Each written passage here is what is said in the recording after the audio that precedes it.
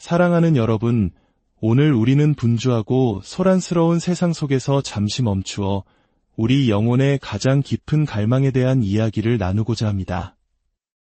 이 은혜로운 여정을 시작하기에 앞서 좋아요와 구독을 눌러주시는 여러분의 작은 실천이 이 메시지가 필요한 더 많은 분들에게 하나님의 축복을 나누는 아름다운 통로가 될 것입니다. 이 자리에 함께해 주시는 모든 분들의 삶에 하나님의 깊은 평강과 위로가 가득하기를 진심으로 기도합니다. 오늘 우리가 함께 펼쳐볼 성경은 요한복음 14장입니다. 예수님께서 제자들에게 남기신 가장 중요하고도 핵심적인 말씀이 담긴 곳이죠. 이 말씀은 너무나 근본적이어서 신앙의 연륜이 깊은 분이든 이제 막 믿음의 길에 대해 고민하기 시작한 분이든 그 누구에게나 삶의 방향을 제시하는 등불이 되어줄 것입니다. 화려한 예화나 복잡한 신학적 해설이 없더라도 하나님께서 이 말씀 자체를 우리 마음에 깊이 새겨주시기를 기도하는 마음으로 시작해 보겠습니다. 오늘 본문에서 제자 빌립은 예수님께 이렇게 간청합니다. 주님, 저희에게 아버지를 보여주십시오. 그러면 족하겠습니다. 어쩌면 이것은 우리 모두의 마음속 깊은 곳에 있는 외침일지도 모릅니다.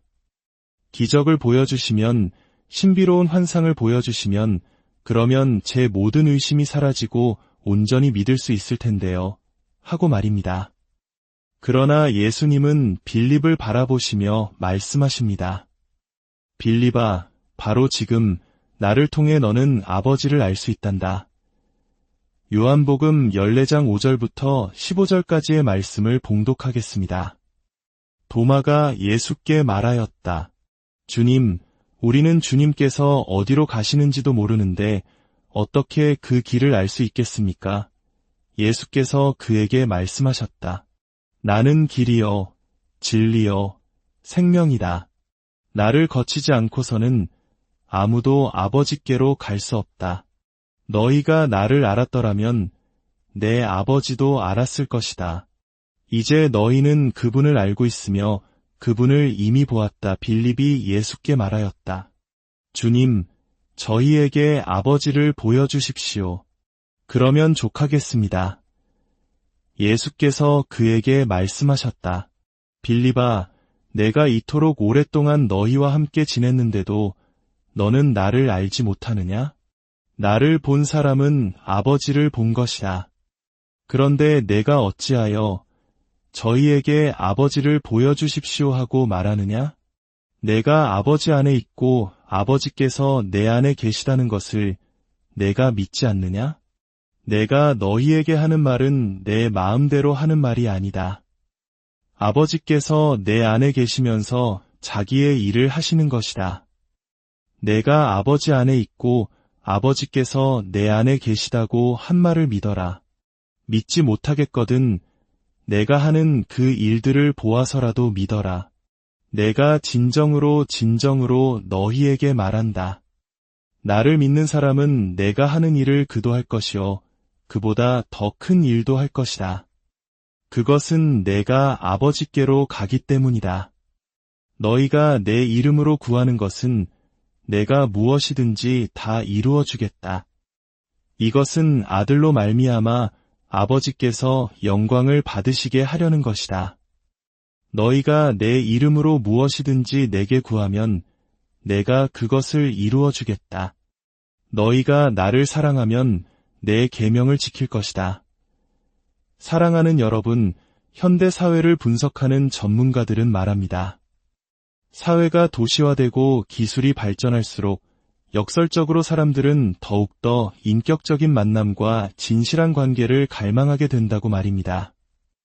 우리는 흔히 하이테크 시대일수록 하이터치가 중요해진다고 이야기합니다. 이것은 우리가 살아가는 세상이 편리해질수록 우리는 서로에게서 더 깊은 소외감을 느끼고 진정한 인간적 교감을 갈망하게 된다는 의미입니다. 혹시 잘못된 정보를 입력한 컴퓨터나 자동응답 시스템과 씨름해본 경험이 있으신가요?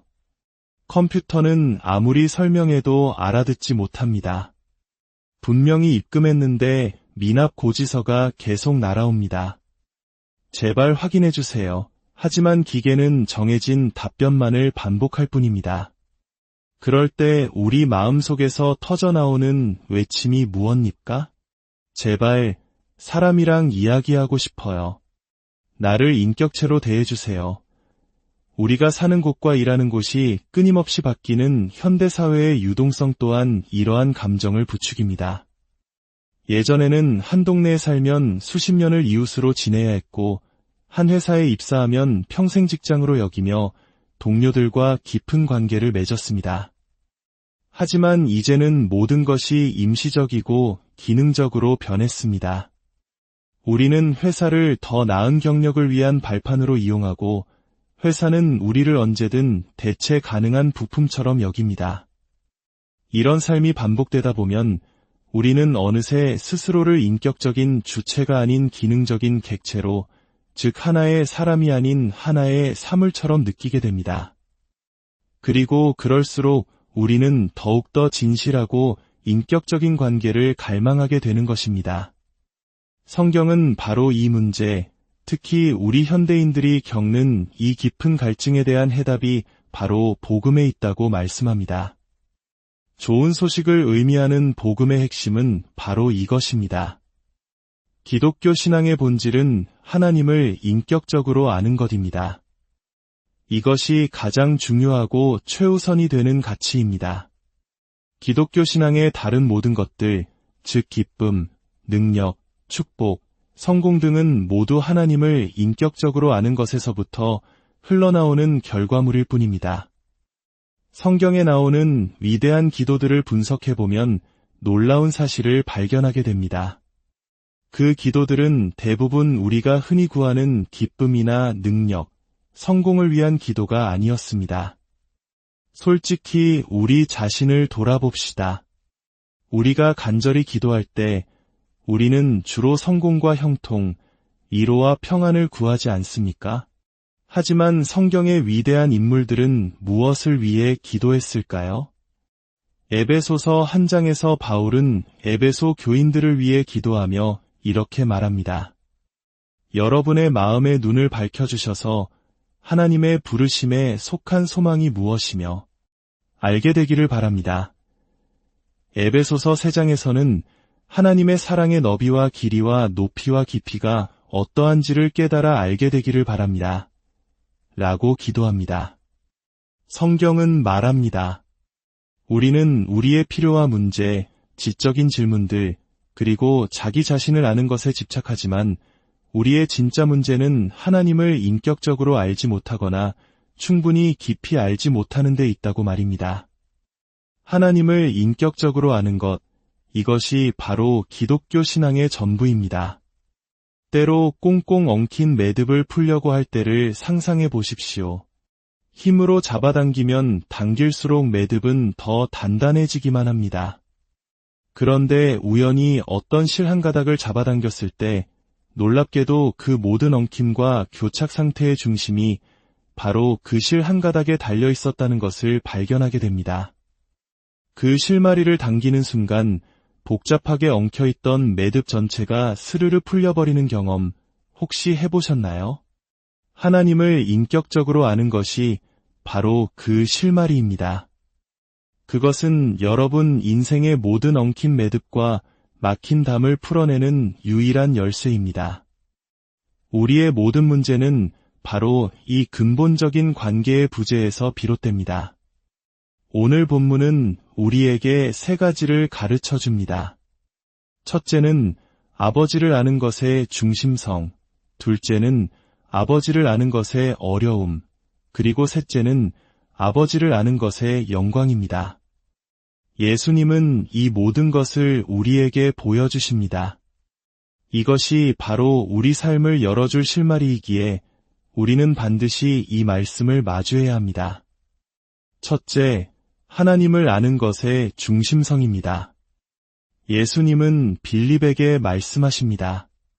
내가 이토록 오랫동안 너희와 함께 지냈는데도 너는 나를 알지 못하느냐? 이 말씀은 충격적입니다. 예수님은 지금 이렇게 말씀하고 계신 겁니다. 빌립아, 내 곁에 서서 내가 가르친 모든 것을 듣고 굶주린 자를 먹이고 병든 자를 고치는 등 기독교적인 활동에 아주 바쁘게 참여하면서도 정작 핵심을 놓칠 수 있단다. 빌립은 예수님의 핵심 측근이었습니다. 그는 그리스도를 알고 헌신했으며 그분의 사역에 동참했습니다. 그러나 예수님은 그 모든 지식과 열심 속에서도 정작 나를 인격적으로 알지 못할 수 있다고 경고하십니다. 이것은 하나님에 대해 아는 것과 하나님을 인격적으로 아는 것의 차이입니다. 즉, 정보적인 암과 인격적인 암의 차이입니다. 우리가 누군가를 처음 만나 알아가는 과정을 생각해 보십시오. 처음에는 어디서 오셨어요? 무슨 일 하세요? 와 같은 정보적인 지식을 교환합니다. 하지만 정말로 그 사람을 알고 싶다면 우리는 개인적인 영역으로 들어갑니다. 자신의 삶에 실질적인 영향을 미치는 문제들, 자신에게 정말로 중요한 것들, 상처와 기쁨, 그리고 삶의 동력이 되는 것들에 대해 이야기하기 시작합니다. 이렇게 서로 마음을 열고 진솔한 나눔을 할 때, 그리고 상대방이 그것을 진심으로 이해하고 받아들여 줄 때, 우리는 비로소 친구가 되었다고 말할 수 있습니다. 정보적 지식에서 인격적 관계로 넘어가는 순간입니다. 여기서 중요한 점이 있습니다. 여러분은 인격적인 관계 없이도 정보적인 지식은 가질 수 있습니다. 하지만 정보적인 지식 없이는 인격적인 관계를 가질 수 없습니다. 누군가에 대해 몰래 엿듣거나 책을 통해 연구해서 그 사람에 대한 정보를 엄청나게 많이 알 수는 있습니다. 하지만 그것은 인격적인 관계가 아닙니다. 인격적인 관계는 시간을 들이고 위험을 감수하고 헌신하는 과정을 통해 맺어지기 때문입니다. 예수님은 바로 이 점을 지적하십니다. 수많은 사람들이 예수님 주변에서 기독교 활동에 분주하고 그분에 대한 지식은 많지만 그 모든 것을 간접적으로, 즉 정보로만 얻었을 뿐 인격적인 만남을 갖지는 못했다는 것입니다. 요한복음 17장에서 예수님은 이렇게 기도하십니다. 영생은 오직 한 분이신 참 하나님을 알고 또 아버지께서 보내신 예수 그리스도를 아는 것입니다. 예수님은 삶의 목표가 하나님을 아는 것이라고 말씀하시는 것을 넘어 삶의 정의 자체가 하나님을 아는 것이라고 선언하십니다. 우리는 그것을 위해 창조되었습니다. 예레미야 9장에서 하나님은 말씀하십니다. 지혜로운 사람은 자기의 지혜를 자랑하지 말아라. 용사는 자기의 힘을 자랑하지 말아라. 부자는 자기의 재물을 자랑하지 말아라. 오직 자랑하고 싶은 사람은 이것을 자랑하여라. 나를 아는 것과 내가 어떤 신인지 깨닫는 것을 자랑하여라. 상상해 보십시오. 여러분이 세상에서 가장 똑똑한 사람이어서 모든 대학과 정부가 당신을 원한다고 합시다. 혹은 세상에서 가장 위대한 운동선수가 되어 국민적 영웅이 되었다고 합시다. 또는 수십억 달러의 유산을 상속받았다고 상상해 보십시오. 그런 상황에서 어떤 만족과 성취감을 누리겠습니까? 하나님은 예레미야를 통해 말씀하십니다. 그 모든 것을 합친 것보다 나를 아는 기쁨과 만족이 비교할 수 없이 더 크다. 이것이 성경의 주장입니다. 예수님께서 이 땅에 오신 이유가 무엇입니까? 어떤 이는 우리에게 어떻게 살아야 할지 보여주기 위해서라고 말하고 어떤 이는 우리의 죄를 용서하기 위해 죽으시기 위함이라고 말합니다. 모두 맞는 말입니다. 하지만 예수님께 직접 여쭤본다면 그 대답들은 핵심을 비껴가고 있음을 알게 될 것입니다. 예수님은 말씀하십니다. 내가 이 땅에 오고 죽고 부활하고 승천하여 하나님 우편에 앉은 이유는 바로 너희가 아버지를 알게 하기 위함이다. 매일매일 그분과 친밀하고 인격적인 관계를 맺게 하기 위함이다. 이보다 더 위대한 것은 없다. 기독교 신앙은 궁극적으로 한 인격과의 관계입니다. 둘째, 바로 이 인격성 때문에 기독교는 우리에게 어려움으로 다가옵니다. 어쩌면 이 자리에 계신 많은 분들이 기독교 신앙의 바로 이 지점 때문에 씨름하고 계실지도 모릅니다. 기독교는 너무 혼란스러워요. 너무 많은 것을 요구해요. 너무 배타적이에요. 라고 말합니다. 하지만 여러분의 진짜 문제는 기독교가 여러분에게 너무 인격적이라는 데 있을 수 있습니다. 첫 번째 문제는 우선순위의 문제입니다. 기독교 신앙의 본질이 인격적인 관계에 있기 때문에 성경은 다른 어떤 것에 대해 말하기 전에 우리에게 먼저 이 질문에 답하라고 요구합니다. 그분을 어떻게 생각하느냐? 그분이 누구라고 생각하느냐? 신약 성경은 우리가 이 질문에 답하기 전까지는 우리의 삶의 문제나 지적인 질문이나 개인적인 필요에 대해 이야기하려 하지 않습니다. 항상 중요한 것부터 먼저라고 말합니다. 이것은 우리를 굉장히 불편하게 만듭니다. 우리는 질문이 많기 때문입니다. 왜 하나님은 세상의 악과 고통을 허용하시는가? 왜 내 인생에 이런 일이 일어났는가?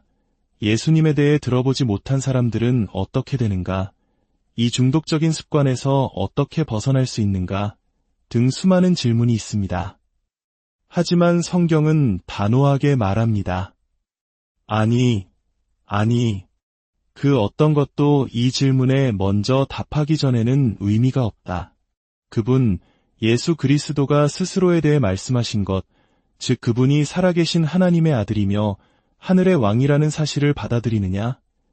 그리고 만약 그 사실에 동의한다면 정보적인 암에서 인격적인 관계로 나아갈 준비가 되었느냐? 그분을 당신 삶의 중심으로 모시고 당신 자신을 온전히 드러내며 그분을 전적으로 신뢰할 준비가 되었느냐? 성경은 말합니다. 이 인격적인 연결이 이루어지기 전까지는 다른 어떤 질문도 제대로 이해될 수 없다고 말입니다. 기독교가 철학이었다면 질문부터 시작할 수 있었을 겁니다. 기독교가 심리치료였다면 우리의 필요부터 다룰 수 있었을 겁니다. 하지만 기독교는 인격적인 관계가 먼저이기에 우리는 반드시 그 인격이신 분께 먼저 나아가야 합니다. 마치 결혼 생활과 같습니다. 부부가 함께 처리해야 할 일들이 많지만 때로 관계 자체가 틀어져 있을 때는 어떤 일도 진행할 수 없습니다. 여보, 잠깐만. 우리 관계가 바로 서기 전에는 이 문제에 대해 이야기할 수 없어요. 라고 말할 때 그 말은 옳습니다. 왜냐하면 결혼은 사업 동반자 관계 이전의 인격적인 관계이기 때문입니다. 혹시 여러분 중에 예수님에 대해 믿고 싶지만 동정녀 탄생이나 성경의 권위, 부활과 같은 교리들이 마음에 걸려 앞으로 나아가지 못하는 분이 계십니까? 나는 충분히 연구하고 생각해봤지만 도저히 믿을 수가 없어 라고 말하며 막다른 길에 다다랐다고 느끼십니까? 문제는 바로 거기에 있습니다. 여러분은 그것을 연구하고 사색했습니다. 기독교가 궁극적으로 철학이 아니라 한 인격에 관한 것임을 깨닫지 못한 채 말입니다. 세례 요한도 예수님에 대한 의심이 생겼을 때 그는 혼자 고민하지 않았습니다. 제자들을 예수님께 직접 보내어 물었습니다.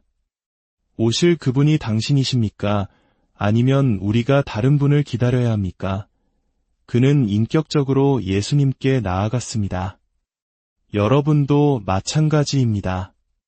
성경을 분석하고 비판하기보다 그저 빠른 속도로 읽어보십시오.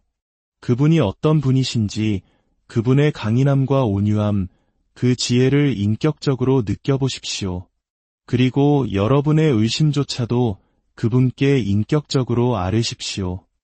예수님, 당신이 정말 그분입니까? 아니면 저는 다른 길을 찾아야 합니까? 저를 도와주십시오. 저는 흔들리고 있습니다. 저를 깨우쳐 주십시오. 그분과 인격적으로 씨름하지 않는 한 여러분의 의심이 진실인지 결코 알 수 없습니다. 그분이 인격이라면 그분께 직접 나아가 대화해야 합니다. 두 번째 문제는 예수님의 절대적이고 배타적인 주장입니다. 많은 사람들이 나는 길이요, 진리요, 생명이다 라는 예수님의 말씀을 싫어합니다. 왜 그분만이 유일한 진리이고 유일한 생명이어야 하느냐고 묻습니다. 그 이유 또한 기독교가 인격적이기 때문입니다. 여러분, 어떤 종류의 인격적인 관계든 관계가 시작되는 순간 우리는 삶에 대한 통제권을 잃기 시작합니다. 그것이 인격적 관계의 본질입니다. 나는 내 독립성을 잃고 싶지 않아서 결혼하지 않을 거야 라고 말하는 사람들이 있습니다. 하지만 삶의 통제권을 잃지 않으려면 결혼뿐만 아니라 모든 종류의 우정도 피해야 할 것입니다. 만약 여러분의 가장 친한 친구가 어느 날 전화해서 사실 나 2달 전부터 다른 도시로 이사 가기로 결정했어. 내일 이삿짐 센터가 와. 잘 지내 라고 말한다면 어떤 기분이 들까요? 우리는 깊이 실망할 것입니다. 정말 친구라면 나에게 미리 말해주고 내 의견도 물어봤어야지 라고 생각할 겁니다. 우리는 본능적으로 압니다. 인격적인 관계가 깊어질수록 상대방은 독립적으로 행동할 권리가 줄어든다는 것을 말입니다. C.S. 루이스는 이렇게 말했습니다. 마음이 상하는 것을 원치 않는다면 당신의 마음을 아무에게도 주지 마라. 그러면 마음은 결코 상처받지 않을 것이다. 하지만 그렇게 된 마음은 깨뜨릴 수도, 꿰뚫을 수도, 구원할 수도 없는 상태가 될 것이다. 즉, 삶의 통제권을 지키기 위해 인격적인 관계를 피한다면 당신은 당신 자신을 잃게 될 것입니다. 인간관계에서도 이러한데 하물며 우주에서 가장 위대하신 인격이신 하나님과의 관계는 어떻겠습니까? 그분과의 관계가 절대적인 헌신과 완전한 통제권의 포기를 요구하는 것은 너무나 당연하지 않습니까? 그래서 예수님은 말씀하실 수 있는 겁니다. 나는 생명이다. 이것은 그분이 여러분이 살아가는 이유가 되어야 한다는 뜻입니다. 나는 진리이다. 이것은 그분의 말씀이 여러분의 감정이나 세상의 의견보다 우선되어야 한다는 뜻입니다. 그리고 나는 길이다. 이 말씀이 우리를 가장 불편하게 합니다. 하지만 이것 또한 인격적인 관계의 본질입니다. 여러분은 다른 사람의 마음에 여러분이 원하는 방식으로 들어갈 수 없습니다. 그 사람이 안에서부터 문을 열어주어야만 합니다. 하나님은 인격이시기 때문에 그분께서 열어주신 유일한 길, 바로 예수 그리스도를 통해서만 나아갈 수 있는 것입니다. 셋째, 그렇다면 이 하나님을 아는 것의 영광은 무엇일까요? 내가 정말 하나님을 아는지 어떻게 알 수 있을까요? 예수님은 아는 것은 보는 것이라고 말씀하십니다. 빌립은 눈에 보이는 기적과 환상을 구했지만 예수님은 그것이 해답이 아님을 아셨습니다. 예수님의 기적을 직접 본 수많은 사람들 중 예수님이 떠나신 후 남은 믿는 자는 겨우 120명이었습니다. 예수님께서 나를 본 사람은 아버지를 본 것이라고 하실 때 사용하신 보다라는 단어는 단순히 눈으로 보는 것을 넘어 깨달아 안다는 깊은 의미를 가지고 있습니다. 우리가 이제 알겠다 라고 말할 때와 같습니다. 머리로만 이해하던 것이 가슴으로 내려와 전 인격에 영향을 미치는 상태를 말합니다. 제가 예전에 한 교회에서 설교할 때 6년 동안 거의 모든 예배에 참석하던 한 성도님이 계셨습니다. 어느 날 제가 십자가에 대한 설교를 했는데 예배 후에 그분이 저에게 와서 이렇게 말했습니다. 목사님, 저는 오늘 그 말씀을 처음 들었습니다. 저는 그분이 교회에 나온 이후로 적어도 10번은 십자가에 대한 설교를 했을 겁니다. 그런데 왜 그는 처음 들었다고 말했을까요? 바로 그 순간 그는 정보적인 암에서 인격적인 암으로 넘어가고 있었기 때문입니다.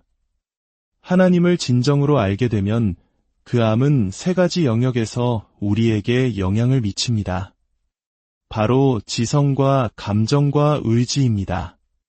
어떤 사람은 종교적, 철학적 주제에 대해 막힘없이 이야기하지만 실제 삶의 행동에는 변화가 없습니다. 어떤 사람은 예배 때마다 눈물을 흘리며 감정적으로는 뜨겁지만 삶의 근본적인 변화는 없습니다. 또 어떤 사람은 매우 훈련되고 의무적으로 신앙생활을 하지만 그 안에 살아계신 하나님과의 인격적인 교제에서 오는 따뜻함이나 놀라움은 없습니다. 하나님을 안다는 것은 십자가와 같은 정보가 더 이상 단순한 정보에 머무르지 않고 우리 마음 깊은 곳까지 내려와 지성적, 감정적, 의지적으로 우리 전 인격에 영향을 미치는 것을 의미합니다. 그 성도님은 그날 처음으로 십자가에서 하나님의 공의와 사랑이 어떻게 만나는지를 지성적으로 깨닫게 되었습니다. 그리고 감정적으로는 예수님이 마귀의 죄를 위해 죽으셨다는 믿음을 넘어 나의 죄를 정말로 용서하셨다는 사실에 깊은 해방감을 느꼈습니다. 마지막으로 그의 의지가 변화했습니다. 그는 아내에게 끔찍하게 대했던 자신의 모습을 회개하고 완전히 다른 사람이 되었습니다. 그는 빌립처럼 오랫동안 예수님 곁에 있었지만 정작 그분을 알지 못했던 사람이었습니다. 그러나 어느 날 하나님께서 그의 마음에 빛을 비추어 주셨습니다.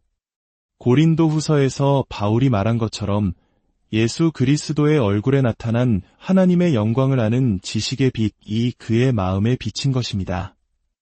사랑하는 여러분, 여러분은 하나님을 알고 계십니까? 그분이 여러분에게 실제적인 분이십니까? 혹시 이 자리에 이러한 인격적인 관계를 갈망하지만 무엇인가가 가로막고 있다고 느끼는 분이 계십니까? 그것이 분주함이든 훈련의 부족이든 하나님에 대한 원망이든 불순종이든 그 모든 것을 버리고 이 관계를 구하십시오. 이 세상 어떤 것도 하나님을 아는 것과 바꿀 수 없습니다. 이것을 잃으면서까지 지킬 가치가 있는 것은 아무것도 없습니다. 그리고 어쩌면 오늘 말씀을 통해 자신이 한 번도 하나님을 인격적으로 알지 못했다는 사실을 깨달은 분이 계실지도 모르겠습니다. 그렇다면 그분께 인격적으로 나아가십시오.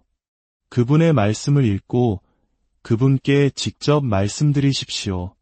주님, 당신이 정말 그분이십니까? 저를 만나주십시오. 여러분을 찾아오시는 그분을 만나게 될 것입니다. 여러분은 하나님에 대해 알고 계십니까? 아니면 그저 조난 신호를 보내듯 기도하고 계십니까? 주님은 말씀하십니다. 내게 오는 자는 내가 결코 내쫓지 아니하리라. 함께 기도하겠습니다. 하나님 아버지, 오늘 저희가 당신을 아는 것이 얼마나 중요한지, 그것이 우리 삶의 전부임을 다시 한번 깨닫게 하시니 감사합니다.